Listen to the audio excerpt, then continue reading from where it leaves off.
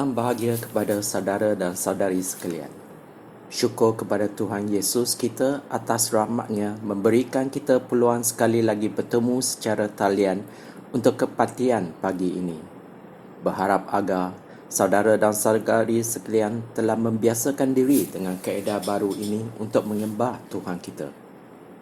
Kebelakangan ini, negara kita masih lagi dibelenggu oleh ketidakstabilan politik.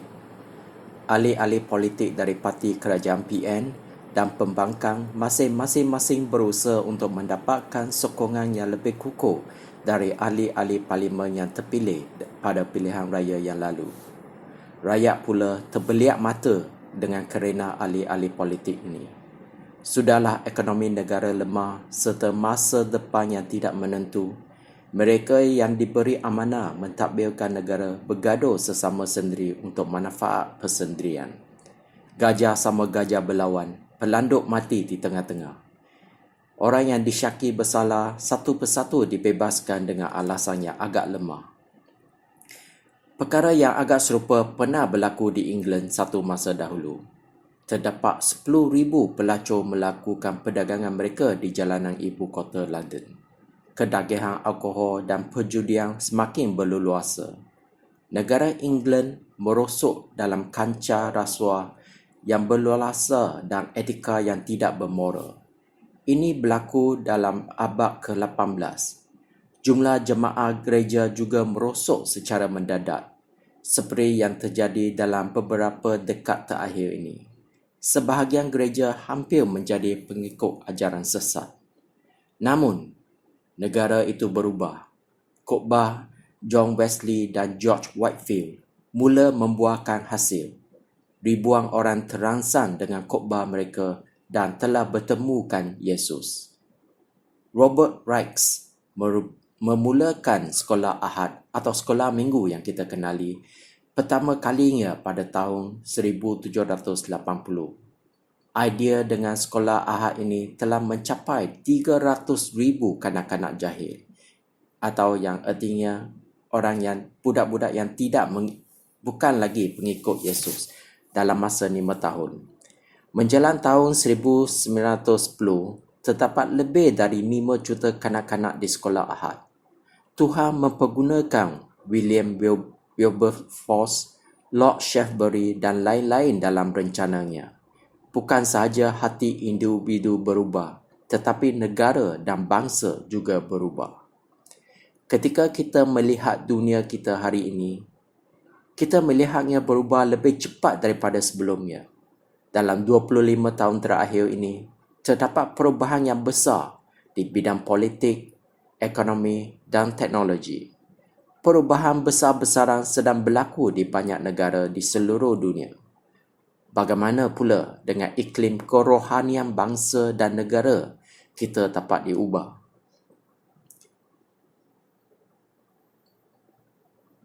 Pertama, kedamaian sesama yang lain.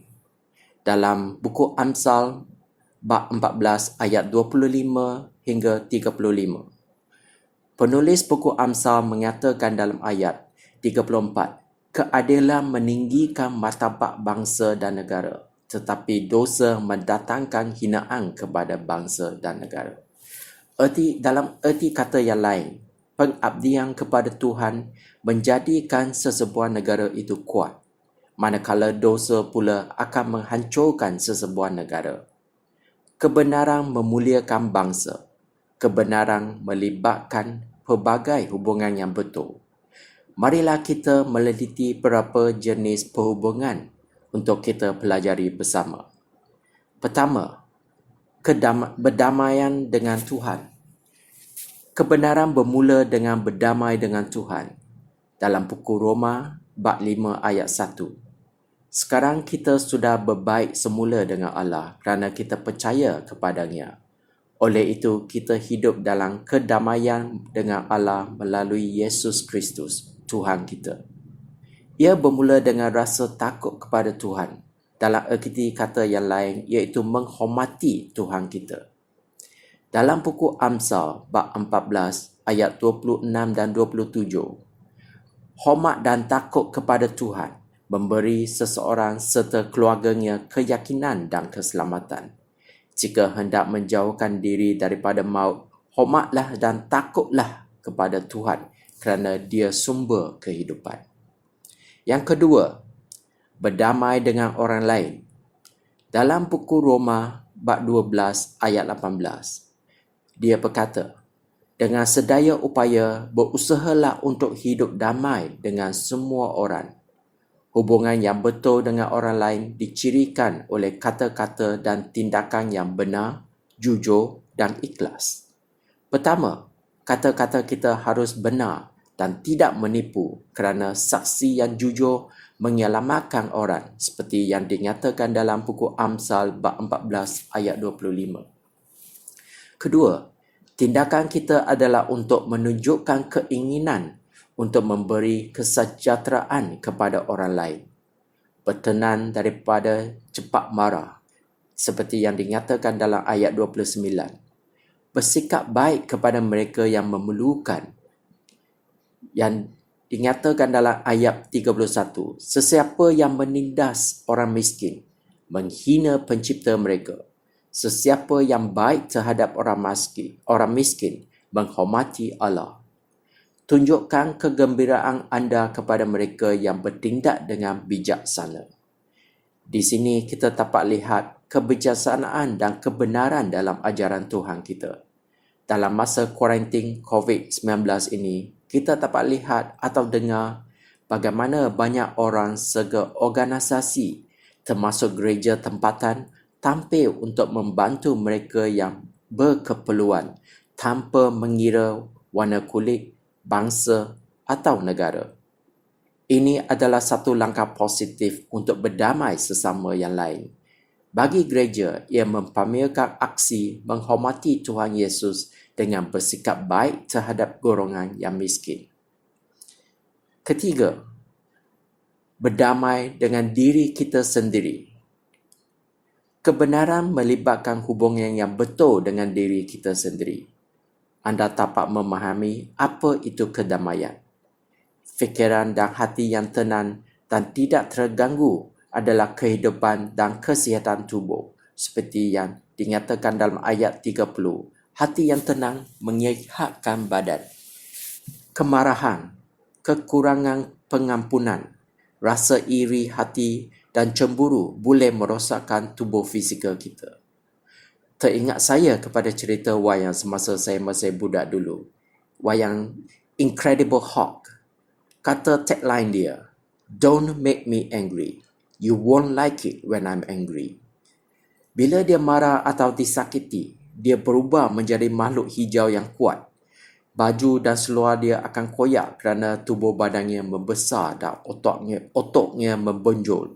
Maka banyaklah barangan akan rosak termasuk orang cedera. Nasib baik dalam filem itu, orang jahat je yang cedera. Tetapi masih ada kerosakan barangan. Mengikirkan perkara buruk dalam hidup anda dan mempunyai hati yang damai adalah baik untuk kesihatan anda. Kesimpulannya, kedamaian ini datang dari rasa puas hati terhadap masa kini dan masa depan. Kerana walaupun dalam kematian, orang yang baik mempunyai perlindungan seperti yang dinyatakan dalam ayat 32. Bagi mereka yang takut kepada Tuhan, dia menjadi tempat perlindungan kita pada masa sekarang dan pada masa depan seperti yang dinyatakan dalam ayat 26 dan ayat 32.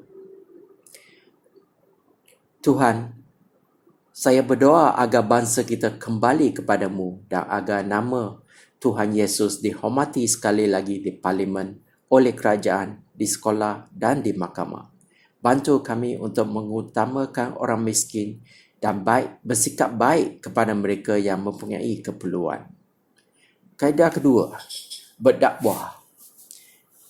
Petikan Alkitab yang menjadi rujukan adalah diambil dari Kisah Rasul-Rasul bab 8 ayat 4 hingga 40. Gereja awal terdiri daripada orang biasa seperti anda dan saya. Namun ia mengubah satu dunia. Seluruh dunia berubah selepas kematian dan kebangkitan Yesus dan pencurahan Roh Kudus berlaku. Buku Kisah-Kisah Rasul memberitahu kita bagaimana ianya berlaku. Kemana sahaja mereka pergi, mereka menceritakan berita baik mengenai Yesus. Seperti yang dinyatakan dalam ayat 4. Mereka ini adalah pengikut Tuhan Yesus yang tersebar akibat penindasan kerana kepercayaan mereka kepada Tuhan Yesus Kristus. Dalam petikan ini, kita melihat bahawa mereka berkhotbah kepada orang ramai dan secara individu seperti Simon si tukang sihir ataupun Sida dari Ethiopia. Negara terdiri daripada ibu kota, bandar dan kampung. Mereka memberitakan Injil di ketiga-tiga tempat. Filipus berkhotbah ke sebuah kota di Samaria seperti yang dinyatakan dalam ayat kelima. Petrus dan Yohanes pula memberitakan Injil di banyak perkampungan di Samaria seperti yang dinyatakan dalam ayat 25. Filipus memberitakan Injil di semua kota sehingga dia sampai di kota Kaisarea. Proses dakwah mereka disertai dan dipercepatkan oleh 3 faktor. Marilah kita renungkan apakah 3 faktor itu bersama. Faktor pertama iaitu penganiayaan. Ini dimulakan dengan penganiayaan. Mereka yang tercerai-cerai menyebar berita baik ke mana mereka pergi. Yang dinyatakan dalam ayat 4. Penyebaran itu membawa berkat besar. Ke mana sahaja mereka pergi, mereka memberitakan hal Yesus Kristus kepada yang lain. Sudah berkali-kali dalam sejarah gereja, penganiayaan dan penentangan membawakan hasil yang tidak dijangka. Sangat mudah bagi kita patah hati atau kecewa ketika kita mengalami halangan. Tetapi ini mengingatkan kita bahawa Tuhan dapat mempergunakannya dengan cara yang luar biasa. Jadi tabahkan hati dan kuatkan iman kita.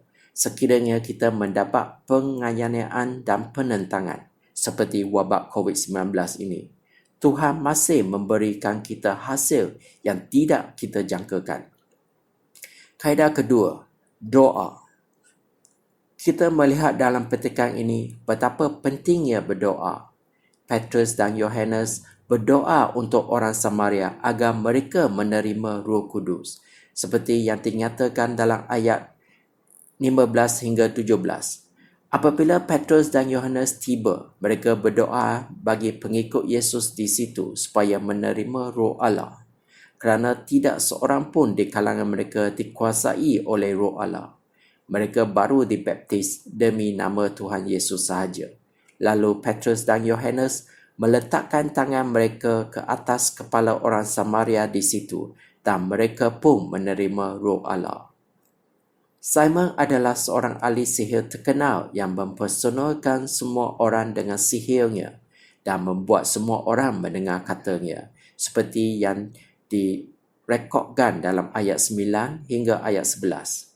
Tetapi dia sendiri percaya dengan perkabaran dari Petrus dan dibaptiskan, tetapi masih mengikut cara lamanya dan dia ingin membeli Roh Kudus dengan wang. Tapi dalam ayat 20 dalam bab 20 ayat 23, tetapi Petrus menjawab, "Terkutuklah kamu dengan wangmu kerana menyangka kurnia Allah dapat dibeli dengan wang. Kamu tidak mempunyai bahagian dalam pekerjaan kami kerana hatimu tidak tulus di sisi Allah. Bertaubatlah daripada niatmu yang jahat ini dan berdoalah supaya Tuhan mengampuni kamu daripada fikiran yang sesak ini. Aku tahu bahawa kamu sungguh iri hati dan diperhamba oleh dosa." Simon menyadari bahawa hanya Tuhan Yesus yang dapat menyelamatkannya dan meminta mereka berdoa untuknya, seperti yang dinyatakan dalam ayat 24. Lalu Simon berkata kepada Petrus dan Yohanes, "Berdoalah kepada Tuhan bagi saya, supaya saya tidak ditimpa perkara-perkara yang saudara-saudara katakan itu." Kaedah ketiga, kuasa Tuhan. Gereja awal dicirikan oleh kekerasan yang sangat besar. Minta maaf. Gereja awal dicirikan oleh keberkesanan yang sangat besar. Apabila orang di situ mendengar Filipus berkata-kata dan melihat mukjizat yang dilakukannya, mereka memperhatikan baik-baik apa yang dikatakan oleh Filipus. Sambil menjerit-jerit, roh jahat keluar daripada banyak orang yang kerasukan. Banyak orang lumpuh dan tempang pun disembuhkan. Mereka bergantung sepenuhnya kepada Roh Kudus. Pertemuan Filipus dengan Sida Ethiopia bukanlah hasil pertemuan perancangan strategik. Sebaliknya, Roh memberitahu Filipus. Hasil dari Filipus menuruti kepimpinan Roh Kudus adalah pertobatan yang luar biasa daripada Sida Ethiopia itu, yang telah mempengaruhi seluruh bangsa Ethiopia sehingga hari ini. Gereja yang dilahirkan pada hari itu tidak pernah pupus di negara itu. Roh Kudus adalah ejen perubahan. Dia boleh membawa perubahan dalam sesebuah negara. Perubahan itu bermula dengan perubahan dalam kehidupan seseorang. Perlu diperhatikan faktor-faktor yang terlibat dalam perubahan Sida Ethiopia ini. Pertama, Roh Tuhan menyediakan hatinya. Sida Ethiopia jujur tentang kejahilannya seperti dinyatakan dalam ayat 31. Dan dia juga mempunyai hati untuk mencari jawapan seperti yang dinyatakan dalam ayat 32. Dan dia tidak angkuh untuk meminta pertolongan seperti dinyatakan dalam ayat 34. Jadi, kita tidak perlu ada rasa malu kerana tidak selalu memahami apa yang kita baca dalam Alkitab. Adalah bijaksana untuk mendapatkan bantuan daripada orang yang dipercayai seperti pastor atau dari buku rujukan ulasan Alkitab untuk membantu kita menerapkannya dalam kehidupan kita. Kedua, Roh Tuhan bekerja melalui firman Tuhan. Seperti Sida Ethiopia membaca kitab Yesaya, dia memulai mencari jawapan. Kebiasaannya, Roh Kudus akan mempergunakan manusia lain sebagai ejen untuk membantu, membuka, menjelaskan dan menerapkan kitab suci. Inilah yang berlaku di sini. Bermula dengan Yesaya 53. Filip menjelaskan kabar baik tentang Yesus. Roh Kudus mengubah hati orang Ethiopia dengan cara yang radikal dan lengkap sehingga dia segera percaya dan meminta untuk dibaptiskan. Tidak ada ejen perubahan yang lebih kuat daripada Roh Kudus. Inilah saja yang dapat saya berkongsi untuk anda semua pada hari ini. Diharap kita juga menjadi salah satu dalam rencana Tuhan untuk membuat perubahan dalam negara kita dan kepada bangsa kita. Marilah kita berdoa bersama-sama. Tuhan, bantulah kami untuk menjadi seperti gereja awal. Bantu kami untuk lebih banyak berdoa dan mengikut petunjuk Roh Kudus dari hari ke hari. Saya berdoa agar bangsa dan negara kami dapat berubah apabila orang ramai mula mengenali anda. Tuhan, aku menjadi wajah-Mu bagi pihak bangsa dan negara kami. Kasihanilah kami. Bantu kami untuk menjadi negara yang menghormati Tuhan, setia kepada janji perkahwinan kami dan menegakkan kebenaran di mahkamah. Tuhan, adakah anda sekali lagi akan menjawab doa bagi negara dan bangsa kami? Semoga bangsa dan negara kami kembali kepada-Mu Tuhan. Semoga nama-Mu dimuliakan. Semoga kerajaan-Mu datang. Dalam nama Tuhan Yesus kami berdoa. Amin.